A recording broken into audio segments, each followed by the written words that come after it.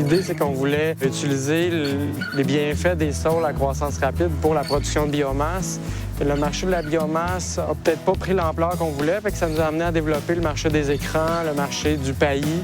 Notre gros marché, c'est les murs anti-bruit, si on peut dire. Dans le fond, c'est que c'est un assemblage de composantes, dont des panneaux de sol préfabriqués qui sont soit vivants, soit séchés. Cet assemblage-là fait que ça remplace ou c'est équivalent aux murs de béton conventionnels qu'on va voir le long des autoroutes là, quand on rentre en ville. D'avoir quelque chose qui contribue en plus au verdissement et qui solutionne une problématique de pollution sonore, c'est sûr que c'est gagnant. Puis on veut développer des nouveaux produits. Puis oui, il y a les murs anti-bruit, mais aussi on veut être de plus en plus présent dans le marché des palissades, des clôtures, parce qu'il y a un engouement. Puis les gens aiment le produit.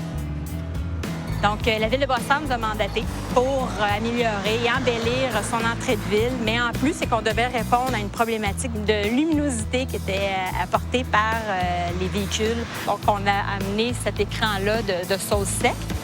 Les écrans verts nous ont fourni des détails de construction. Ils ont expliqué comment on devait les intégrer, quoi planifier. Donc, on a eu vraiment une très, très, très belle collaboration avec eux.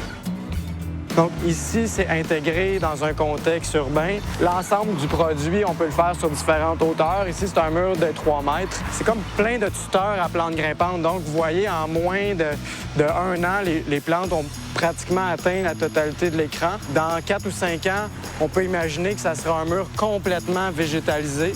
C'est comme si ça faisait partie du paysage.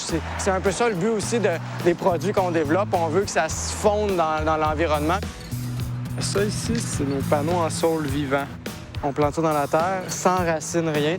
Après seulement quelques jours, ça commence à verdir à partir de la tige même ici. Donc, ultimement, on a rapidement un écran qui est végétalisé du haut en bas. On essaie d'avoir la plus faible empreinte possible sur l'environnement de nos produits. C'est vraiment très peu énergivore là, comme culture. Tout ce qu'on fait, c'est qu'on le plante une fois, puis après ça, on le récolte aux 3 ans. Le plant va vraiment repartir de lui-même, puis ça pour 20 à 25 années. C'est très économique, même moins cher que des solutions traditionnelles. Donc, c'est sûr que sur tous les points, on est gagnant.